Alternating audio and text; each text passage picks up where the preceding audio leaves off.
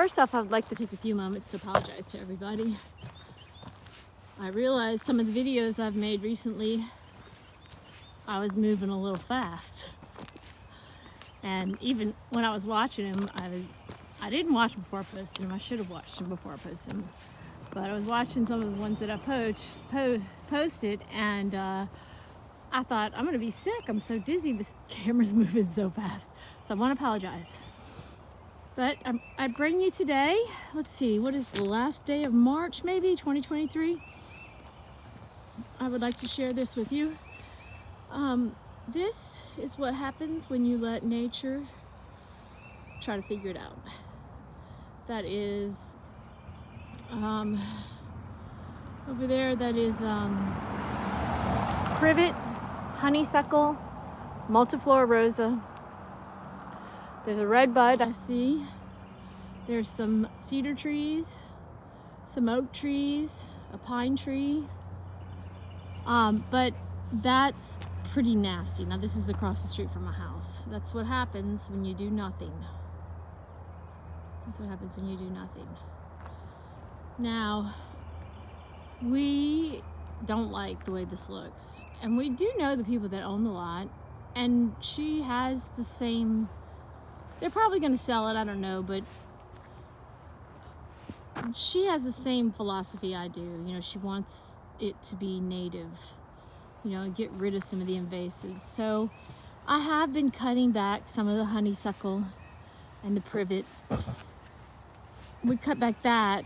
We're starting to work on this section here. I said, let's start from the red bud to the next red bud, wherever that is. But so we started here. We still got a lot of work to do here, as you can see. It's pretty nasty in there. And there's a lot of ticks. That's a problem. So I just wanted to show this before and after. Now, there is some here where we have been clearing it out. You're about to see it here. We've been clearing this out. I don't know how we missed all that in between. Maybe it was too hard to get to. But we've been clearing it out. And I don't know if you can see, but that is Song of Solomon that is growing. Song of Solomon is growing there. Which would not be there had we not had the foresight to remove the non-native invasives. Let's see, there might be a red bud right there. That might be a red bud right there. And so also now what's happening is the little maple trees are starting to grow and the buckeyes are starting to grow. We still have got some more honeysuckle. I mean, this is a job.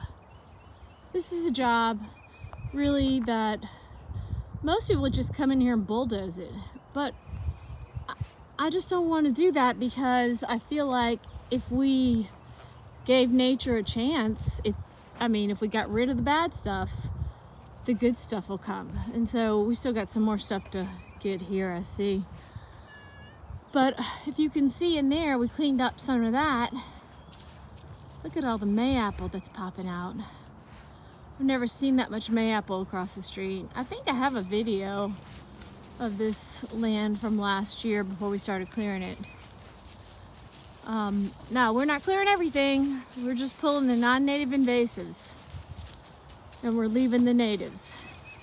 And so we actually try to find an opportunity to find special native flowers if we can and preserve them. I don't even know what ginseng looks like. This is not about ginseng. This is about the ecological system, biodiversity, and the fauna and the flora. If I did find any ginseng, I'd risk my life to save it. I don't want anybody poaching it. I know people get money for it, but that's not what I'm doing. I don't care about that. Nature's more important.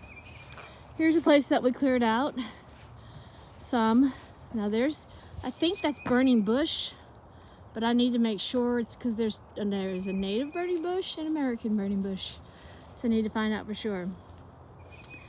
But we did cut out a lot of privet. There's pawpaw trees back here. I think what's happening too is we've lost a lot of trees lately, and I think it's a combination of a few things. One, our soil gets so saturated.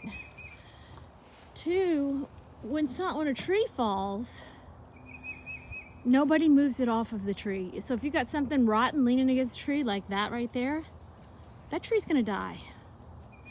So we probably need to move that, especially since it's gonna take out the power line. I don't know why nobody does this stuff.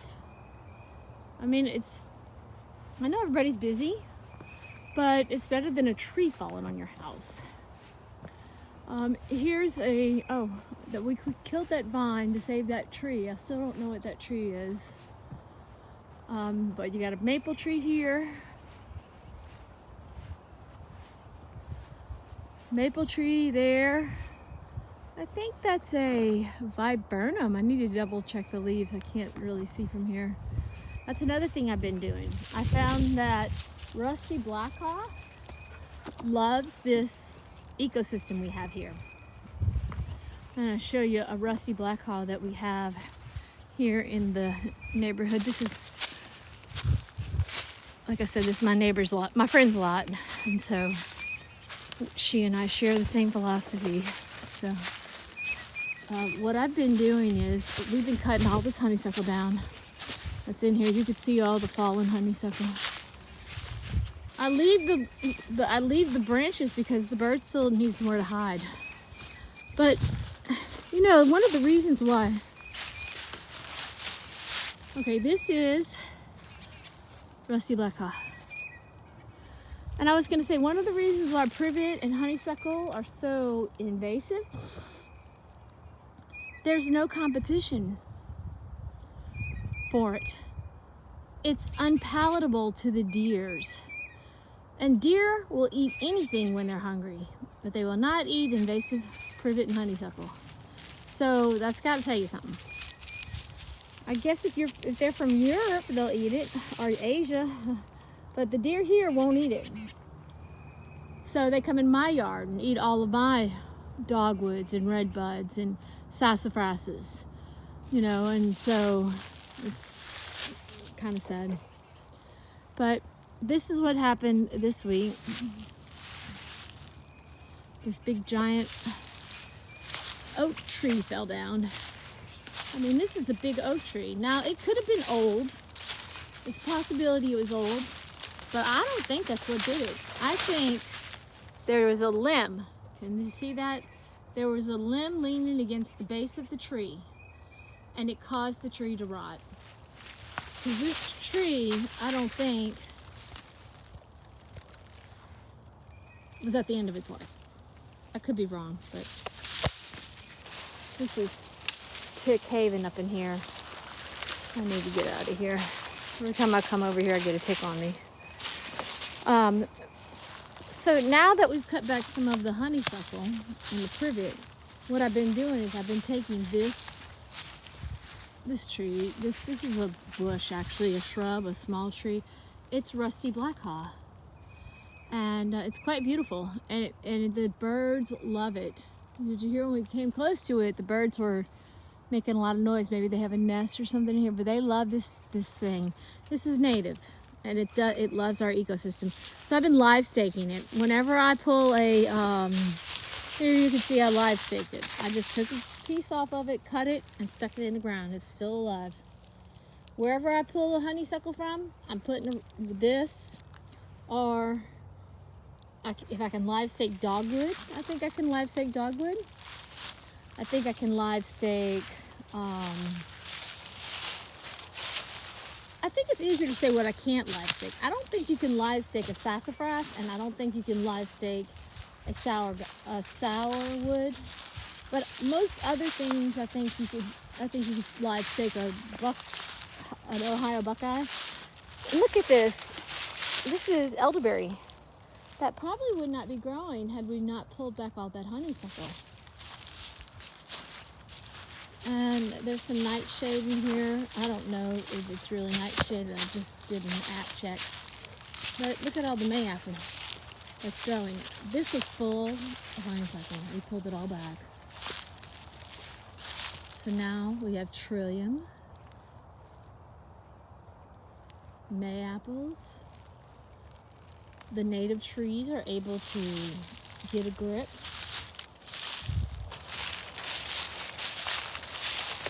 I mean, it's a forever job too. I mean, yeah, it's hard at first, but as time goes by, it gets easier. But you have to stay on top of it. You know, we need to get in there and get that honeysuckle back there. All that honeysuckle. Most of it is honeysuckle. But what's really beautiful here, look at these buckeyes and these maple trees and then there's box elders that didn't have a chance because of the honeysuckle, and now they're starting to grow. So I just wanted to share this with you. So if you know a landscaper, or if you know anybody that is a landscape architect, please encourage them to stop planting the exotics and start planting the natives, so that we can have our beautiful ecosystem. Many of the native plants in America have a lot of uses. There's medicinal uses. There's useful for the birds and the bees and the insects. You know, here's a pawpaw. That's a pawpaw. That is a rusty black haw right there. It's so pretty. Let's see, a buckeye. There's some pawpaw trees. Can you see the little flowers on them?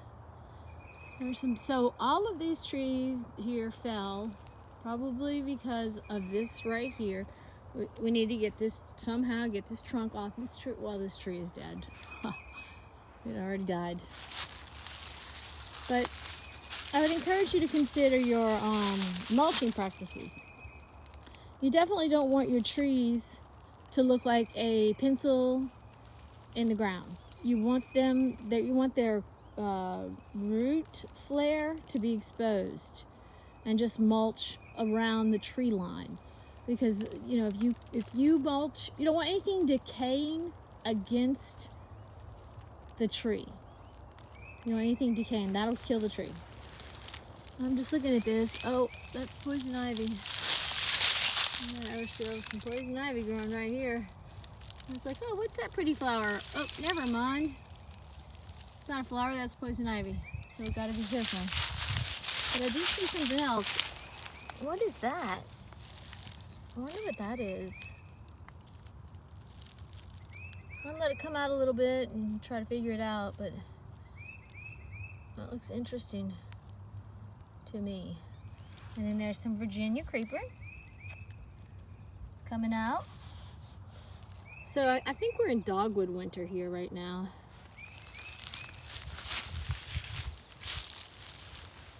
But I just wanted to share this with you because I wish I could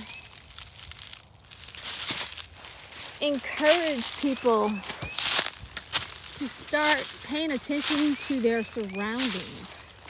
In here you'll find a persimmon tree and a sassafras tree. I'm hoping to get some fruit this year off that persimmon tree. We cut a vine off of it this year. See the little box elder that's growing because of all of the honeysuckle's gone now.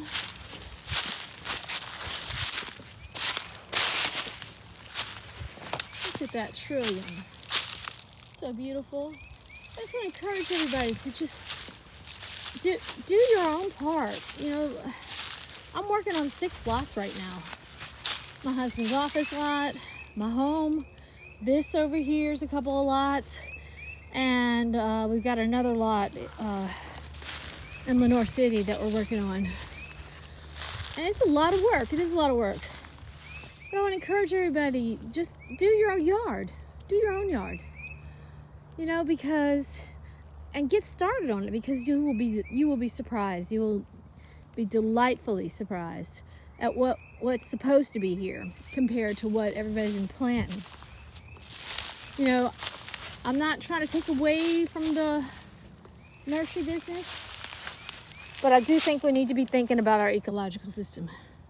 Look at that, how beautiful. We cleared out a lot of honeysuckle to go up there. so you could see through here. We still got some more honeysuckle left to clear, but you know, and there's an area up there that's just beautiful that I think, in my opinion, you know, because the Indians were here before us. I think that there was like an Indian place there where they got their food and their water and stuff, because I saw some tree markers. I'm pretty sure this right here is a sassafras. I'm not 100% positive, but I think it's a sassafras. So I'm going to pull that decaying stuff off from the root flare so this tree won't die.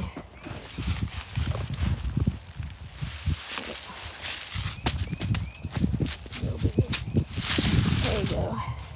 See if that'll help a little. Also, if you see a girdling root, like that's a girdling root, I'm probably going to come back and cut that with some big clippers. But I'm pretty sure this is a sassafras because they grow weird. They got a weird shape. Maybe we could smell it and see. The bark doesn't have a smell. And I sure can't reach a leaf or a stem. But I think it's a sassafras. I'm gonna try to save it. We're gonna try to cut that girdling root off. And right here, I'm pretty sure is a persimmon tree. Now, I noticed this tree last year, and there was a grapevine on it. So, well, that right there is the grapevine that was on it. At least I think it's a grapevine. I cut it. Maybe I shouldn't have done that. Maybe it feeds the birds, but there's a bunch of grapevines in this neighborhood. There's grapevines everywhere.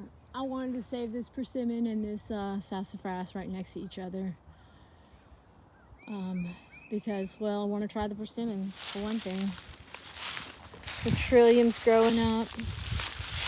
Cut tooth Virginia flower. Cut tooth is all I know. Trillium over there. Oh, that's a big honeysuckle, I think. No, that is a rusty black haw. That right there is a rusty black haw right there. It looks like a honeysuckle, but it's not. It's much prettier and much more valuable for our ecological system. Now, don't get me wrong. I love the trees. God made the trees. I love God's creation. But if it's from Europe or Asia, it's beautiful there. Send it back. But it doesn't belong here. It wasn't God's plan. Man brought those things here because they thought, well, I guess they thought it was better on the other side of the fence. And so they brought privet and honeysuckle and kudzu and all that crazy stuff to try to help with things, because those things move quickly because there's no competition for it in here. Well, what they've done is they've released the Kraken and nobody's paying attention. You know, just try to get outside more and try to pay attention in your yard to any non-native invasives and just pull them and see what happens. I think you'll be surprised. You'll learn that you'll have some beautiful natives that are supposed to be there. Now, is your yard gonna look like the European yard with the grass and neatly manicured? No, but that's not the way it looked when the pioneers came here. The way it looked when the pioneers came here was something like this. They didn't have low-growing grasses to mow every day. They didn't even have mowers then. You know, and they had trails to walk through, and the Indians would walk through the woods and eat their food and use their medicines. I mean, that was God's intention here in the United States. You know, and some places have a little bit more richness than others, but this is God's plan. Keep it God's plan. If it's not from here and it's invasive, I encourage you to pull it and plant something that's native. I have a bunch of resources I can share with you, and just leave a comment or let me know. But this is my yard now. Our yard looked like that before, where that mess is over there. Now it looks like this. Is it a lot of work? Yes, but it is so worth it, because it's a gift from God. This is God's land, and He wants us to take good care of it. So I want to encourage you, start showing some interest in your own environment, and start investing in your ecological system for a better, I have birds in my yard like crazy. I'll go past a neighbor's yard, no offense to anybody, they have grass, they don't have any birds in their yard unless they have bird feeders. Try to get away a little bit from the grass if you can. Now, there is one grass I think that is native that you can cut low. It's called buffalo grass, I think. But personally, I'm going for the trees and the bushes. I'm probably gonna have to get rid of the tall trees in the front yard because I don't want any more trees falling on the house. And then keep low-growing trees. I've got dogwoods, white fringe trees, viburnums, pawpaws. I'm probably gonna have to get rid of these tall ones here. I hate to say it, but I just can't take another tree on the house. Last year we got a hole in the roof and from a hickory tree that fell on the house, and so that was not a good thing. And that's another thing too, that tree might not have fallen if the roots had been well taken care of. I didn't know a lot about roots then, now I do. Maybe somebody mulched it too high, or maybe they were putting the septic tank in and they cut the root, so that tree fell when a heavy rain hit. These are all pawpaw trees. I got about 100, I think, or so pawpaw trees here. There's probably another 100 over there. And I think you've seen, this is the front yard. I've got a dogwood. This Lenten rose, I don't know if it's invasive. I hope not. Somebody gave it to me. I planted it just because this was before I knew what I was doing. But I think it's doing pretty good there. It doesn't seem to be, moving. So, and there's a little buckeye behind it. I didn't plant that. That came up after I pulled a privet. That white dogwood right here, I don't think I planted that. I think that came up after we pulled a privet. And the pawpaws were already here. I couldn't believe it when somebody told me I had pawpaw trees. All these May apples popped up after we pulled privet and honeysuckle. And there's a lot more to show you, but I'm gonna go ahead and go. This video is getting long, so I want to thank you for taking the time to watch this video. I want to encourage you to consider your ecological system, your flora and your fauna. And let's save our birds and our butterflies and our insects. And, this isn't about carbon either. I mean, yeah, it isn't. Some people are going carbon emissions. Oh my gosh, carbon emissions. That's bull. I'm not going down that route. If you're worried about carbon emissions, plant some trees. They intake carbon. And stop cutting down the trees. Everybody's cutting. Now, we can't stop productivity, but what we can do is plant more trees. We've got people building stuff, cutting down all the trees. They don't care about anything. Well, get a hold of some architectural landscapers and talk to them. And, oh, look at that cardinal. Ask them, instead of planting the regular old same things they always plant, the exotics, consider planting some native azalea, native buttonbush, native New Jersey tea. We have such beautiful, beautiful trees, and the landscapers are so used to planting the same thing over and over again, and everybody's yard looks the same. Aren't you tired of that? Don't you want to nurture God's plan? I want to encourage you to think about it. And I want to thank you for watching this video. I love making the videos. I'm going to try to get better and go slower with them. And I'm going to do some where I'm not talking too. So I want to thank you so much for joining me today, and you have a blessed day. Bye.